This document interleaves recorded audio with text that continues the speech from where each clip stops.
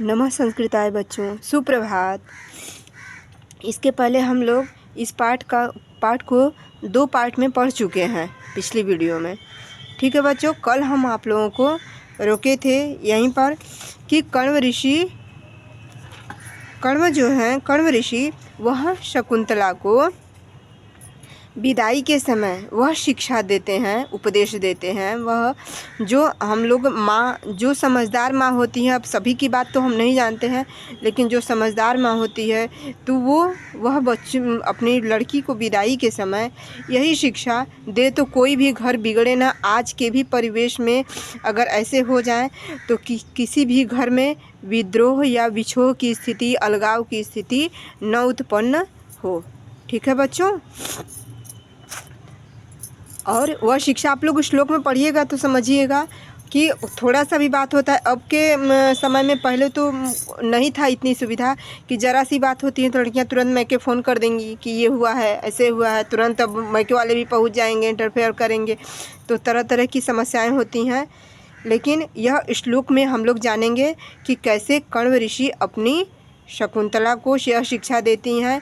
और अन्य ग्रंथ में भी मिले हैं बच्चों, जिसमें जैसे कि हम लोग जब शिव पार्वती विवाह देखते हैं तो वहाँ पर मैना जो है पार्वती माँ को शिक्षा देती हैं कि नहीं, मतलब वहाँ तो केवल शंकर जी रहते हैं, शिव जी रहते हैं पति के रूप में, और कोई सास ससुर नहीं है।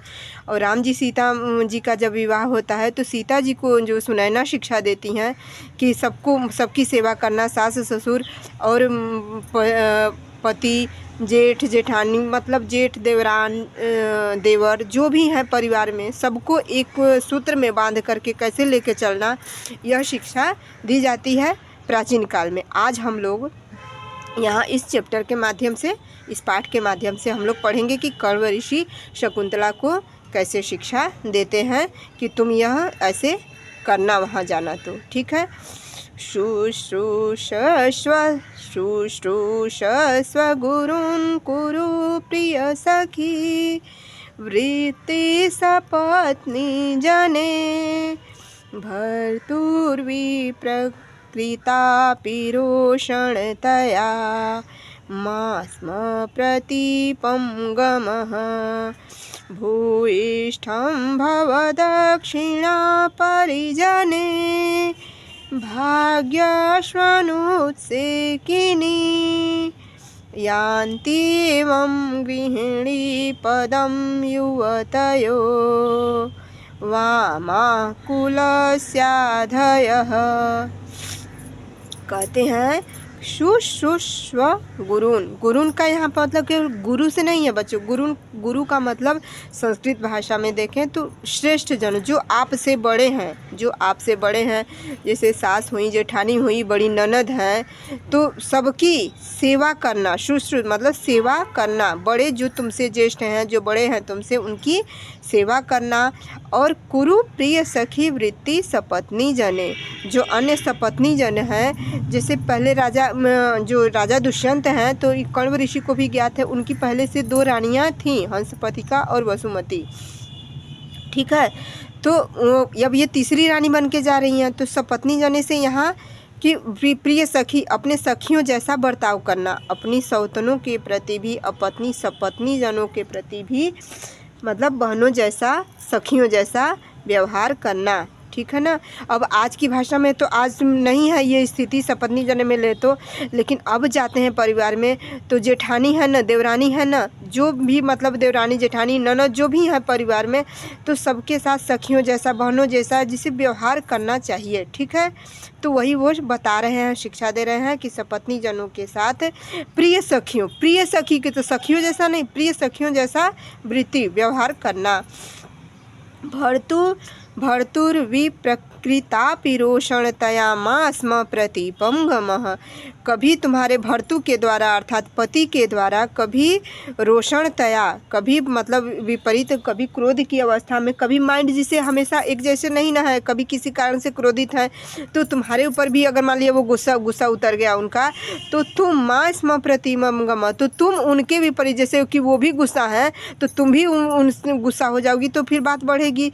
तो अगर कभी वो विपरीत हैं, क्रोधित क्रोधित हैं तो तुम मत उस तरह उनकी तरह मतलब व्यवहार मत करना, तुम मतलब शांत रहना। और यह नियम भी है बच्चों कि अभी भी पति अगर क्रोधित है, पत्नी अगर शांत हो जाए तो बात नहीं बिगड़ेगी। अगर पत्नी क्रोधित है, पति शांत हो जाए तो बात नहीं बिगड़ेगी। लेकिन जब दोनों एक जैसे हो जाएंगे तो वहाँ पर लड़ाई होगा, दिक्कत होगा। ठीक है, किसी के साथ भी है। भू इष्टम भव दक्षिणा परिजने, तो क्या करना, भू इष्टम भव दक्षिणा परिजने, परिजनों के द्वारा, तुम्हारे घर में जो नौकर चाकर हो तो उनके द्वारा कोई काम हो जाए और पैसा मत दो, तो ये काम मत करना। जो सेवक जन है, जो तुम्हारे परिजन हैं, तो वो सेवा करने पर उनको दक्षिणा, जो उचित दक्षिणा है वह उनको प्रदान करना। भाग्य स्वर्ण उत्सेकिनी, और भाग्य पर, अपने सौभाग्य पर, भाग्य पर कभी भी अहंकार मत करना, अहंकार रहित रहना। अर्थात कभी भी, कोई भाग्य है कि अच्छा है तो कभी भी उस पर घमंड नहीं करना चाहिए, आदमी को अहंकार नहीं करना चाहिए। तो वही शिक्षा दे रहे हैं कण्व ऋषि शकुंतला को कि तुम अपने भाग्य पर, अभी आश्रम में रहती थी, अब ये भाग्य की बात है ना कि तुम हस्तिनापुर महारानी बनने जा रही हो, तो इस भाग्य पर तुम इतराना मत, अहंकार मत करना, घमंड मत करना। अब किसी गरीब परिवार के यहाँ अच्छे घर में शादी हो गई तो तुम वहाँ पर अहंकार मत करना। आज के समय के लोक व्यवहार में ये शिक्षा है। ऐसे यान्त्येव गृहिणी पदम युवतयो वामाकुलस्त्याधयः, तो जो यह बातें जो बताए हैं ऊपर के पंक्तियों में, तो इस मतलब इन पदों पर, इन चरण चिन्हों पर जो गृहिणी चलती है, जो युवती गृहिणी के पद पर चलती है, तो वह लक्ष्मी, कहा जाता है ना कि औरत घर की लक्ष्मी होती है, और वही कुलक्ष्मी हो जाती है, लक्ष्मी हो जाती है, जो वो बर्बाद कर देती है घर को। लक्ष्मी रहती है तो मिट्टी के घर को भी सोना बना दे, और वही अलक्ष्मी हो जाए तो सोने के घर को भी मिट्टी बना दे। वही बात यहाँ पर यह कह रहे हैं कि जो ऊपर जो पंक्तियों में बताए हैं तो उसके अनुसार वह करती है युवती, तो वह गृहिणी के पद पर सुशोभित होती है, सुलक्षणी के पद पर सुशोभित होती है। और वामा है, इसके विपरीत आचरण जो करती है वह कुल के लिए नाशक, आधय, व्याधि, बीमारी हो जाती है, सबको नष्ट कर देती है। ऐसी बीमारी हो जाती है कि पूरा कुल खानदान नष्ट कर देती है। ठीक है ना, तो तुम ऐसा मत बनना, तुम गृहिणी पद पर रहना। अब आप लोग भी पढ़ रहे हैं, आप लोगों को भी जितनी लड़कियां पढ़ रही हों तो सभी लोग ध्यान दीजिएगा कि आप लोग तो भावी गृहिणी बनेंगी ना, तो कि क्या बनना है आपको, तो स्वभाव से अभी में अपने जागृत करते जाइएगा। क्योंकि जब हम लोग अपने स्वभाव को जैसा मतलब कि स्टार्टिंग से ही, जैसे कहा जाता है कि वृक्ष में जैसा सिंचन, जो जल पानी डालते हैं हम लोग तो उसे सिंचित होकर के फल फूल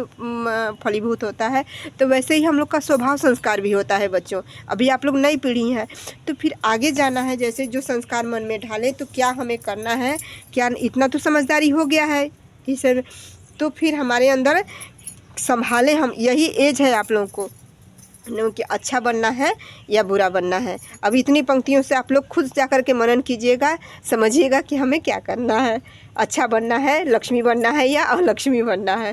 ठीक है, अब आगे पढ़ते हैं। गौतमी कहती हैं, एतवान वधूजनस्योपदेशः, आपने तो वधूजनस्योपदेशः, सभी मतलब कि वधूजन जितनी वधू हैं सबको उपदेश प्रदान किया है। जाते एतत् सर्वमाधार, यह मतलब पुत्री जितना मतलब यह सब उपदेश दिए हैं वह सभी को तुम धारण करना, मतलब एक कान से सुन करके निकाल मत देना, इसको धारण करना, इसको व्यवहार में लाना वहाँ।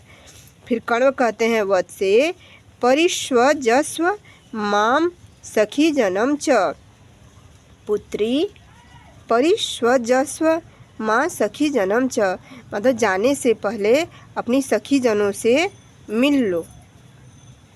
शकुंतला तात इत एव किम प्रिय सखियों निवर्तिष्यन्ते, तो पिताजी, अभी तक तो शकुंतला को लग रहा था कि अनुसुईया प्रियंवदा भी साथ जाएंगी, अब जब ये कहे हैं कि सखियों से मिल लो, उनको छोड़ दो, अब भाई मिलने से पहले परिष्वज छोड़ दो, तो अभी इसका माथा ठनका है कि शकुंतला को अब लग रहा है कि अब मेरी सखियाँ, अभी तक तो इसको लग रहा था कि मेरे साथ कोई रहेगा, अब इसको लग रहा है कि भाई अब चली जाएंगी सखियाँ।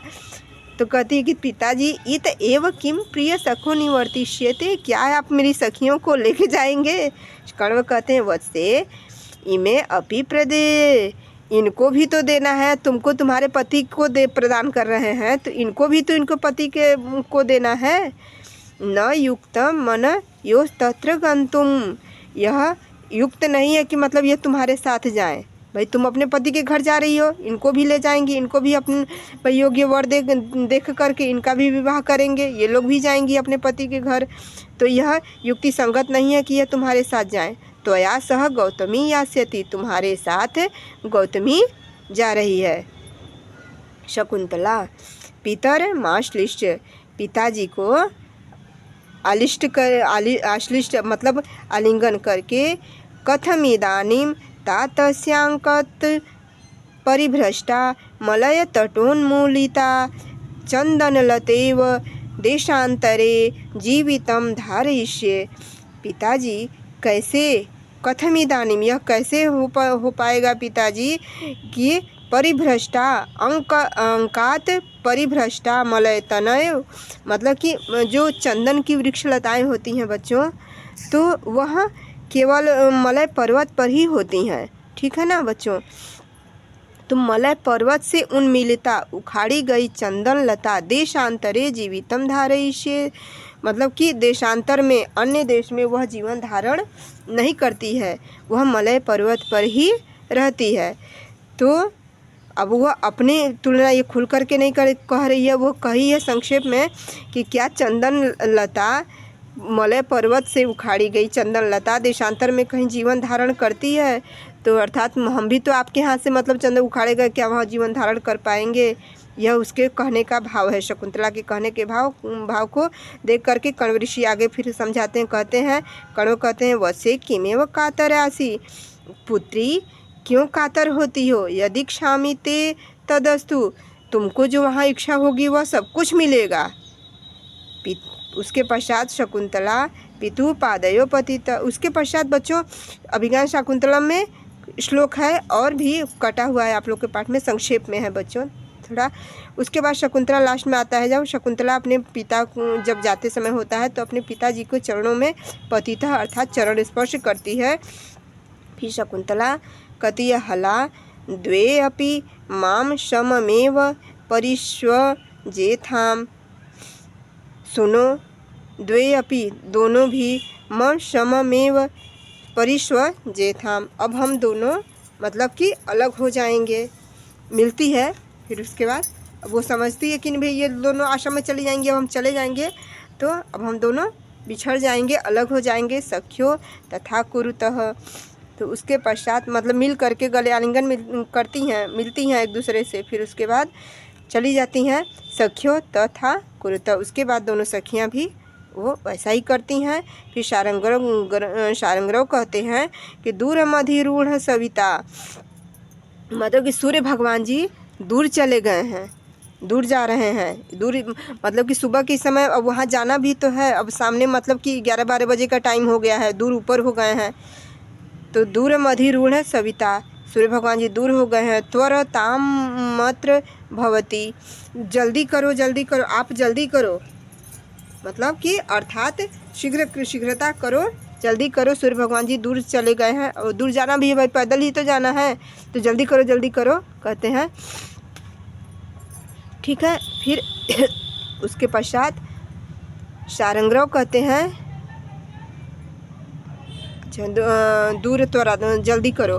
फिर उसके बाद कण्व कहते हैं कर्ण निःश्वासम, गर्म श्वास छोड़ते हुए, गच्छ शिवास्ते पंथान संतु, गर्म श्वास छोड़ते हुए कहते हैं कि जाओ, तुम्हारा मार्ग कल्याणकारी हो। जैसे आजकल सब लोग बोलते हैं इंग्लिश में बेस्ट ऑफ लक, तो वही चीज़ है कि आपका मार्ग मंगलमय हो, आप जैसे यह शिवास्ते पंथान, आपका मार्ग कल्याणकारी हो, ठीक है ना बच्चों, मंगलमय हो, कल्याणकारी हो। निष्क्रांता शकुंतला सहयाची नश, शकुंतला सब मतलब सहयाची नश, जो उसके साथ जाने वाले हैं अर्थात शारंगरव, शारद्वत और गौतमी के साथ वह निकल जाती है। उसके बाद सखियों, दोनों सखियाँ शकुंतला विलोक के शकुंतला को देख करके कहती हैं, देख कर हाँ देख हाय हाय धिकार है अंतर्हिता शकुंतला वनराजी भी, मतलब शकुंतला के बिना अंतर्हिता शकुंतला वनराजी भी, शकुंतला तो वनराज भी, मतलब उसके बिना हम लोग कैसे जाएंगे। अंतर्हिता शकुंतला तो अंतर रूप से मतलब हमारे अंदर है, और उस कैसे वनराजी भी कैसे जाएं। तात शकुंतला विरहितम शून्यमिव तपोवनम कथम परिशाव। अंतर्हिता शकुंतला वनराजी भी, शकुंतला तो हमारे वनराज के व तपोवन के मतलब आंतरिक अंतःकरण में एक के मतलब अंतःकरण में है। जैसे कि तपोवन को सभी वृक्षों को पशु पक्षियों को एकदम जिसे उसको लगाव था ना, वो हमेशा इधर उधर रहती थी। तो वही इन लोग को लगा सखियाँ रो रही हैं कि हाय धिक्कार है।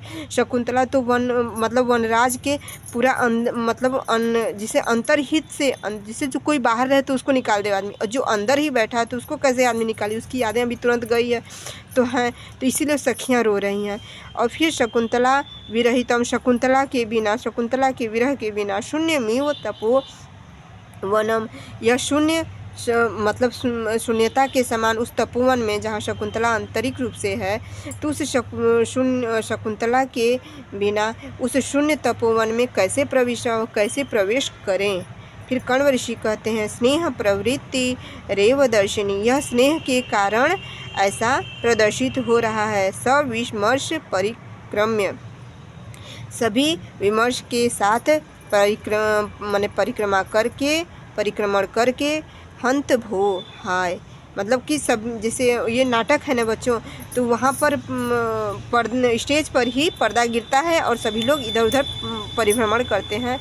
उसके पास दूसरा पर्दा गिरता है, दूसरा सीन दिखाया जाता है, मतलब अंदर आश्रम में सभी लोग प्रवेश करते हैं। प्रवेश करने के बाद जो कण्व ऋषि हैं वह कहते हैं कि सभी कुछ स्नेहवश प्रदर्शित हो रहा है, दिख रहा है। सविमर्श परिक्रम में सभी परिक्रम करके फिर हंत भो हाय शकुंतला पति कुले विसृज्य लब्ध मेदानीम स्वास्थ्यम, मतलब कि अच्छे से शकुंतला को पति गृह के लिए, पति कुल के लिए एवं मतलब विसृज्य विदा कर दिया और वह प्राप्त हो गई।